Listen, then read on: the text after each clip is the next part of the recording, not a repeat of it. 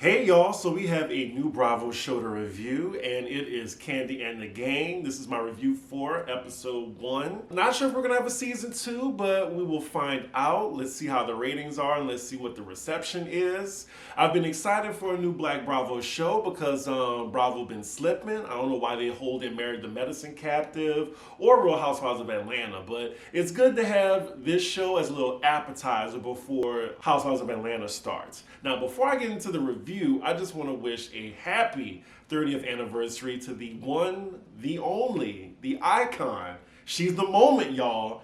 Sailor Moon. Yes, 30 years ago is when the first time it hit television in Japan. I love me some Sailor Moon, if you don't know me. Anywho, let's get into this episode. So I'm familiar with Kandi's restaurant, Old Lady Gang. I lived in Atlanta for 5 years, so I go back and forth there a lot because some of my friends live there. And I've been to Old Lady Gang, and the first time I went, it was a good experience. The service was great. Didn't really have a long wait. And the food was decent. Like, I love me some fried chicken, macaroni and cheese, but can you really F that up? And then the second time, it was just okay, but I have a lot of favorite restaurants in Atlanta, and I live there too, so it's just other places like I would normally go. But it's definitely a tourist spot. I definitely recommend people go and try it out for yourself, and let me know in the comments if you've dined there before and what is your review. So we open this episode with Kandi narrating the history of Old Lady Gang, and I've totally forgot that it was Todd's idea. Ooh, I really hope they do not get a divorce, child. But yeah, it's been really successful. I think they have like 3 locations now, plus Blaze. It seems like they always have a line outside the door, and someone asked, like, do they really have lines outside the door? And I think on a busy night they do, because it's not like an Atlanta staple, like going to like the World of Coke or the Aquarium. I'm wondering, is this going to be Bravo's black version of Vanderpump Rules? I'm sure Kandi really hopes so, as well as the staff on there, because I know that's a nice bag to have. So Kandi says the restaurant has been thriving since it opened. It's 5 years old, but recently they lost a general manager and they've had some drama approach the restaurant, like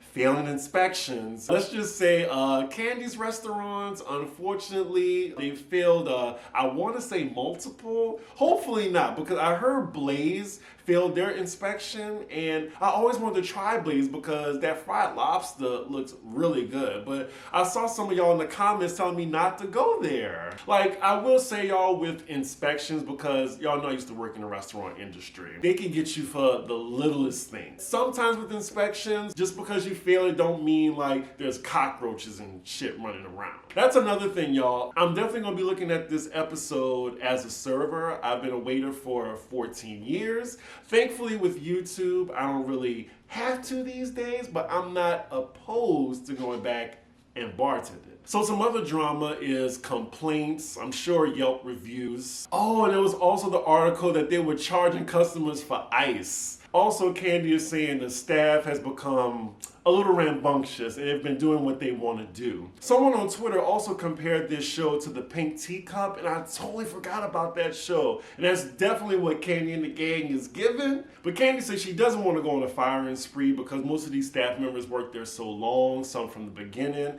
And also, it's hard and it costs money to train new staff. That's probably the real reason, because Kandi be penny pinching sometimes. Okay, Kandi, for the intro, I don't mind this. Fried chicken, mac and cheese. With Kandi and the Gang. Okay, that's a little catchy. I like this. Also, y'all, the marketing for this show before it aired was insane. I was like, is Kandi going in her pocket too? They even have a hashtag emoji on Twitter. Portia didn't even have this much promo. All right, so we finally open up to the episode and we see Kandi on her way to OLG. Kandi is stacked. Like, the body is bodying. So we see Kandi and Todd on their way to the restaurant, and they're just talking about the shape that the restaurant is in. Now, I guess they're trying to figure out what to do since they don't have a general manager anymore, so they just said that they hired a director of operations. This person does is basically make sure the restaurant is running efficiently. Their job is over the GM, then the other managers, like, they report to basically the owner. And we see our first cast member, the director of operations. It's Philip. He's my age, 36. He kind of fine. And ooh, he got that face structure. Ooh.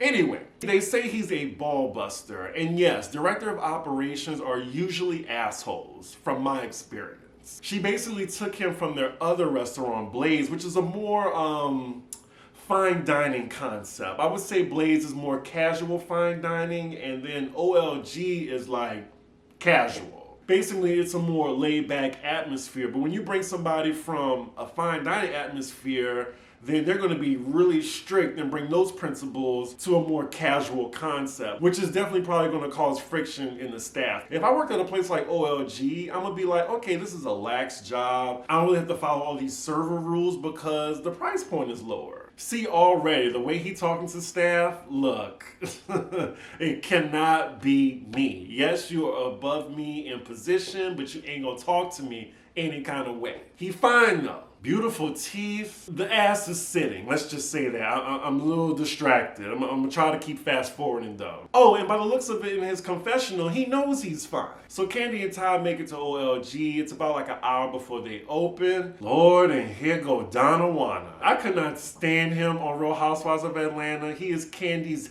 head minion in charge. Donna is shady. I be seeing him on Real Housewives of Atlanta, kikiing with Kandi, talking about the other ladies. So yes, he's messy. He has really been with Kandi since the very beginning. I'm sure she trusts him more than anybody behind Todd. I'm gonna try to remember these names, child. So Philip has been at OLG for a few days just assessing, and the staff doesn't know that he's gonna be there full-time soon. So then as they're talking, Philip says he has bumped heads with some people at the restaurant, but he said those people are a part of the problem. And then we are introduced to Chandrika, who is 31. She's from New York, Buffalo, New York, and she is an original hostess, meaning she probably been there since the very beginning, and she just do whatever the hell she want to do. Yeah, we already see she's a problem. She's that host at the restaurant that you want to fight. Like, you on an hour wait, and she said, your table is ready when it'll be ready, sir. And Kandi looked like she knows she's an issue, but she doesn't want to do anything about it. We're also introduced to Dominique,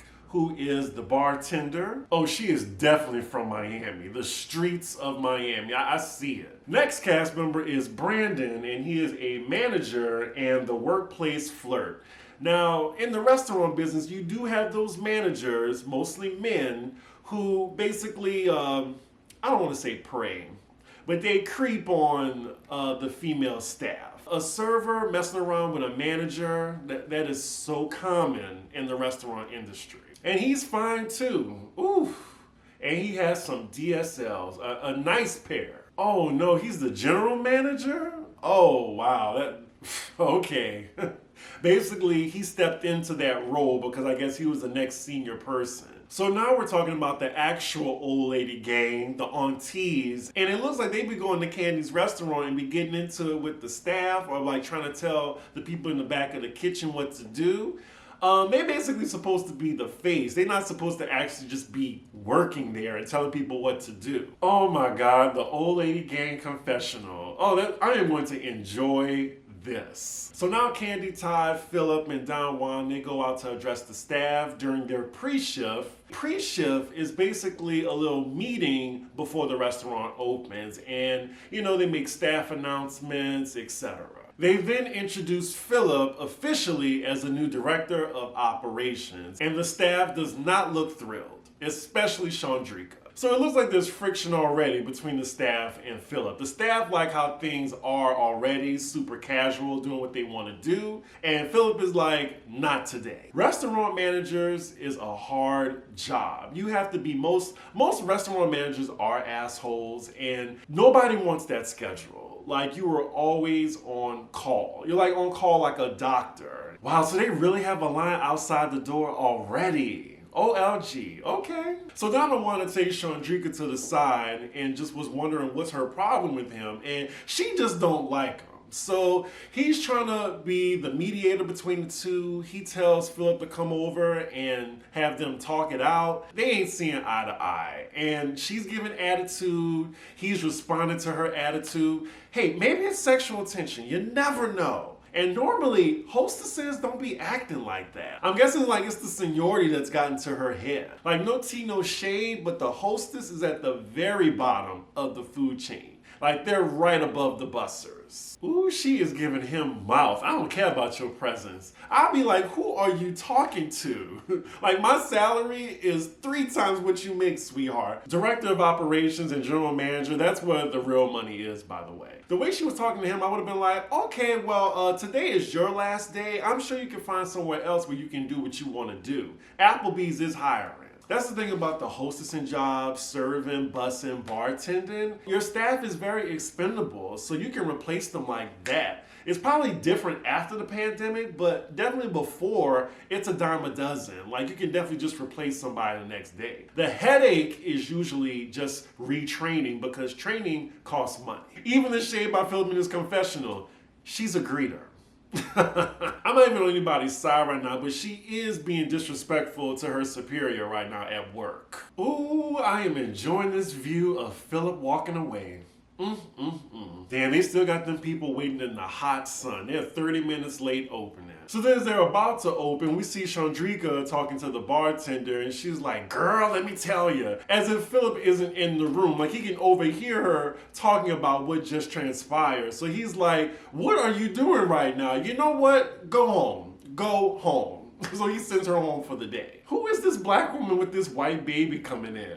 And Philip has a point in his confessional. Tenured servers, they definitely are entitled. Super entitled. Whenever I work at a new restaurant, when I did, the servers that's been there for like 6+ years, 10 years, they think they hot shit, they think they own the restaurant, and then they treat new people like shit. Damn, they got a line outside on a Monday afternoon. I didn't know the food was that good. So next scene we're with Kandi, and she's visiting Aunt Nora's house, and the rest of the old lady gang are there too. Ooh, there go Mama Joyce in the Mama Joyce wig. I don't have a problem with it. Like, it's iconic now. That is a Mama Joyce wig. So we get a little background of the old lady gang, Aunt Nora, Aunt Bertha, and Mama Joyce. There are some lively old ladies, I gotta say. Especially Mama Joyce with like throwing shoes and trying to fight people and shit. So Kandi wants to talk to the old lady gang separately about what they think of the restaurant. Ooh, now who did Aunt Bertha makeup like that? They need to fire them. They got her looking cherry red in the face. Cause she looked stunning in the confessional, but somebody, they gave her like a cherry beat to the face. And we got Mama Joyce snitching already, saying she overheard the general manager saying he don't give a shit about the place. I think I like Aunt Nora so much because my mom got a wig just like Aunt Nora. Child, not Aunt Nora threatening people to throw their ass over the fence. Those old ladies look like they will get you together. So Kandi gently tells the old lady gang, can y'all possibly just stay out the kitchen?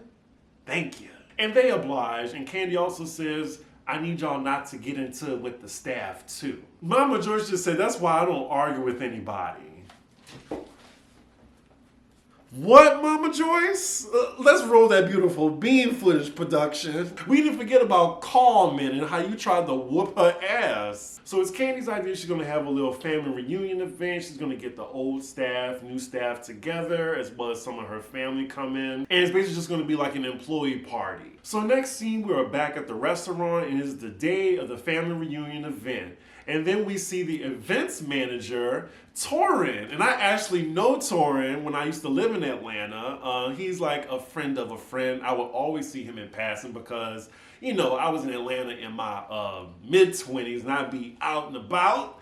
And he would always speak and be nice, and we've kept up with each other on social media. So yeah, it's good to see him on here. And if you're watching Torin, congratulations. From what I remember of Torin, he's very fun. Oh, and look at the confessional look, looking sharp. So he said he started out at OLG as an events manager, and then they kind of put him in a manager role, and that's when he left, because mostly he just wanted to do events. I'm not sure if he's at OLG now, maybe they just brought him on for the show, but he does do Kandi's events in general, I believe. Also, that's one thing about Kandi. Like, you get with her, she will take care of you as long as you do right by her.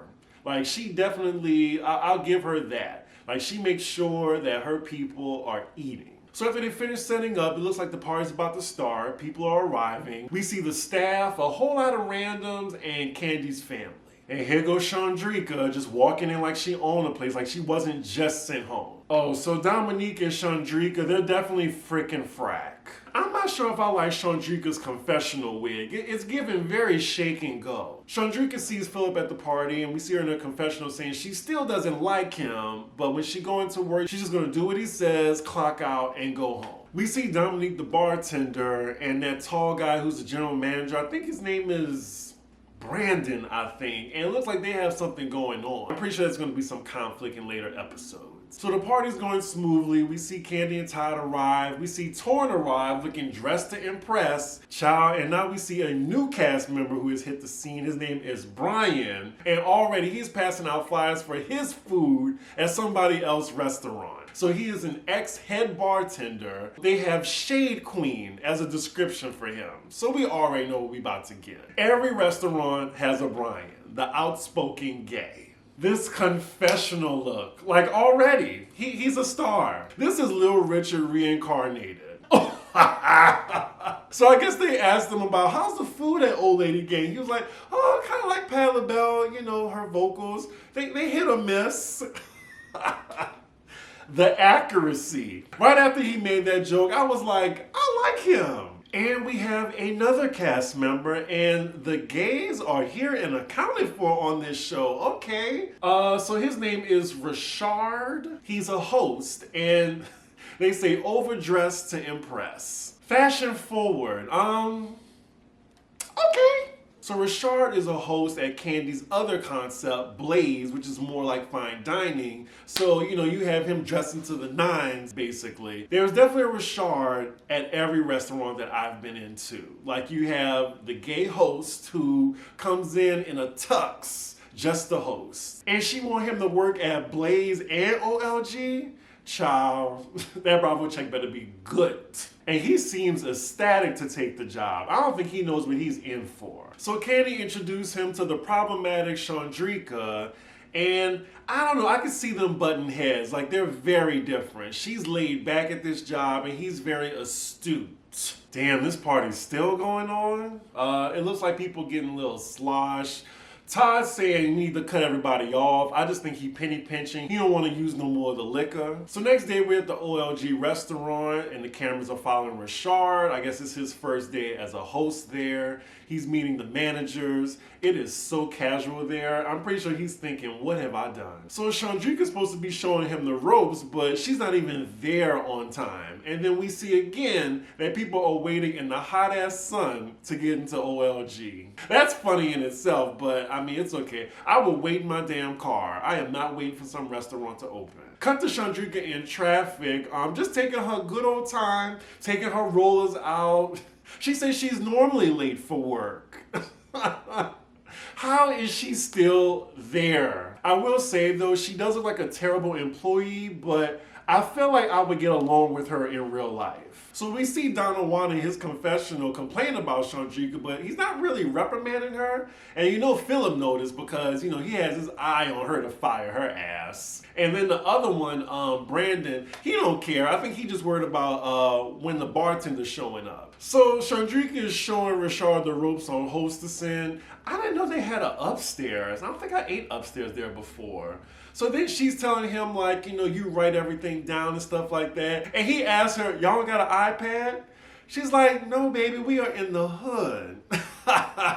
Again, I still don't think he knew what he signed up for. Kandi and Todd are cheap. iPads for this place? Come on. Maybe they have it for Blaze because they charge him more. But for OLG, child, pen and paper. So now they're giving us the rundown on the volume throughout the day, how OLG does. They have 3 busy moments throughout the day, and it looks like a pretty successful restaurant.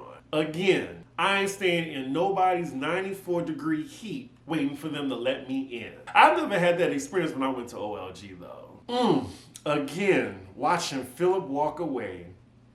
I'm not paying attention to a word he's saying. Just turn around. It looks like the general consensus of Philip amongst the staff is he's uptight and has a stick up his ass. Because I'm guessing everyone's used to just the casual environment. Even the manager thinks he's uptight. And then we see, what's his name? Richard. He's judging Chandrika heavily in his confessional, saying he does not think she's a good host. And she has a piercing in her chest. And I would not want to dine at a restaurant if that's the first thing I see. And why they only got 2 hostesses for all these people? Like, I think during your busy shifts, you need at least maybe like 4. Kandi and Todd, they saving money on labor. So now you have some of the old lady gang visiting the restaurant, Mama Joyce and Aunt Nora. And normally they go to the restaurants to say hey to the patrons, say hello, just to get, people coming in the restaurant. Because that's why some people go to the restaurant, because they hope to see either the old lady gang or Kandi. So later on, we see the head manager, Brandon, flirting with the bartender, Dominique. Real professional, right? So then they're asking in his confessional, like, their chemistry, and he said, like, it's off the chain, the feeling is mutual. He said he actually dined in OLG and saw her, and then he applied later on. And the producer asked him, well, was that the reason you applied, just to get closer to the bartender? He actually admits this on camera. He's like, yeah. Really? It's the unprofessionalism for me. They both would have been fired in real life. 2.5, 3 hour wait? No ma'am. No ma'am. And poor Richard, I feel so bad for him. He looks like he is not enjoying his time there. And then we see the lights go out while it's super hot outside. We see Umberto say, y'all ain't got no lights. Great observation. Chandrika's like, welcome to old lady gang. Like that's something that just happens all the time. And now we see uptight Philip just running around, freaking out, trying to find out what's going on. I think production just cut the lights out. They took some scissors and just snip the wire or something. Now, a place like Old Lady Gang and the customers they attract, I wouldn't be surprised if people start just rushing out without paying their bills. They literally got customers just sitting in the dark, willingly. And coincidentally, Kandi arrives to assess the situation. Okay, so they just gave us the timeline. Before she came, it was only out for 10 minutes. And she's like, how it just so happened I come and the lights go out? Kandi girl, that's because production did that. And you can't tell me any different. And typical Kandi with a permanent smile on her face. This is crazy. You got people here like just sitting in the dark with the lights. Oh man, this is a disaster. So Kandi is doing her due diligence, just making rounds, telling all the customers that she's sorry for this inconvenience. Poor Philip, he's trying to get the staff to work. They just chilling, talking to each other. You got the kitchen manager, the general manager, and the bartender just sitting at the table talking. And Philip's like, we have a full restaurant. I'm shockingly on Philip's side about this. So Philip is talking to Kandi. He tells her that they told him that the lights might not come back on for another 3.5 hours, which is basically a disaster for a restaurant during the day. And she said that the power normally goes out in that area. When you have a backup generator though, or something, like Nene Leakes would say, woo child, the ghetto. The ghetto. So cut to Todd, because the generator is obviously something you need if you know that the power goes out all the time. Todd says in his confessional, oh yeah, we're supposed to have it, but it's a big to-do. Cheap. And he actually says that the power being out an hour or two, I mean, we can live with that. I see why Chandrika was like, welcome to OLG. Poor Philip. Like, he's judging how Kandi and Todd is just running the restaurant. He's like, y'all ain't got no backup for situations like this. Because not only are the lights out, that means like nobody can run the check because all that's electronic. You don't have any backup to where the guests can pay for their food. So you just expecting people to wait an hour or two to get their check? Yeah, you losing money, a lot of money. So then you have Chandrika and Dominique talking about the power being out, and Chandrika's just like, girl, this is just another day. And yeah, the power is still out, it's not rectified, and that is where the episode ends, y'all. That was episode 1. It was a cute episode. I didn't mind it. I was entertained. According to the previews, it looked like the drama's going to pick up exponentially, so there's that. Also, yeah, this does remind me of the Pink Teacup, whatever episode that was. Y'all refresh my memory in the comments. I can't remember the name of that show. It was on WeTV, I think. It really reminds me of that than Vanderpump Rules, but we'll see. I'm excited to review it, and yeah, y'all let me know what y'all thought about this show. Are y'all gonna stick with it? Please stick with me at least, though, and watch these reviews. But anywho, make sure y'all like, comment, and subscribe, and I will see y'all for the next episode. Bye.